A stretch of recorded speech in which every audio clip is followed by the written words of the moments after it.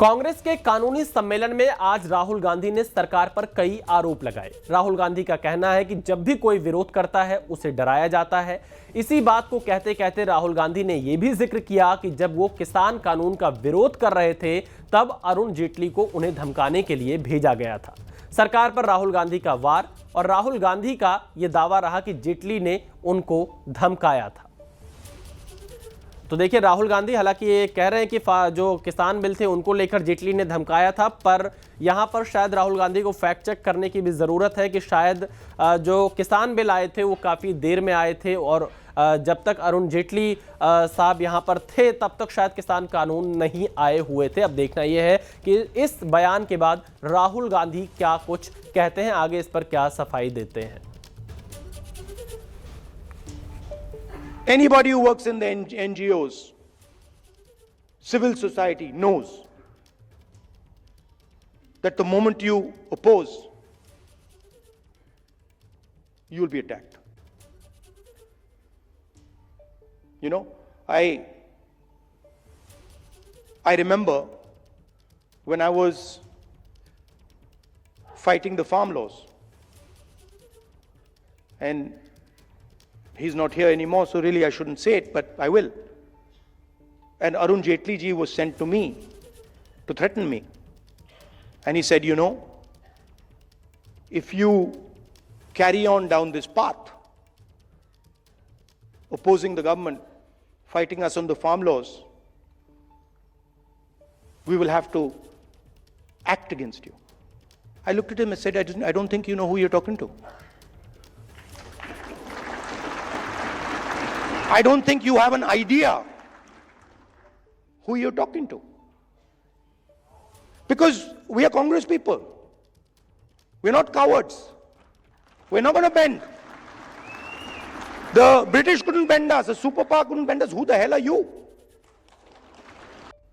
We found it in Maharashtra.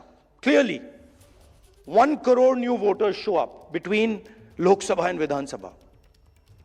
Bulk of those votes go to the BJP. But still, we didn't have clear proof. So when I would even mention it to our allies, that look, there is clear cheating that has happened, my allies would say to me, yes, we can see that there is cheating that has happened, but we don't have proof. And now, I say with absolutely no doubt that we have proof. And we have such proof. We have such proof that will show the whole country that the institution of the Election Commission does not exist. Rahul Gandhi के दावे पर अरुण जेटली के बेटे ने सवाल उठाए हैं। रोहन जेटली ने कहा, मेरे पिता किसी को नहीं धमकाते थे। 2020 में कृषि कानून पेश हुआ था, रोहन जेटली का कहना है, और 2019 में मेरे पिताजी का निधन हुआ था। राहुल गांधी सोच समझकर बयान दें, रोहन जेटली ने यह कहा है। तो देखिए, जो अभी हम थोड़ी देर पहले आपको बता रहे थे कि 2020 में कृषि कानून पेश हुआ था और 2019 में रोहन जेटली ने बयान जो दिया, 2019 में मेरे पिता का निधन हुआ था और 2020 में कृषि कानून पेश हुआ था। तो राहुल गांधी सोच समझकर बयान दें। राहुल गांधी ये दावा जरूर कर रहे हैं कि कृषि कानून को लेकर विरोध की वजह से उन्हें अरुण जेटली ने धमकाया था। हालांकि सच यह है कि कृषि कानून 14 सितंबर 2020 को संसद में पेश किया गया था, जबकि अरुण जेटली का निधन इससे करीब 1 साल पहले 24 अगस्त 2019 को हो गया था।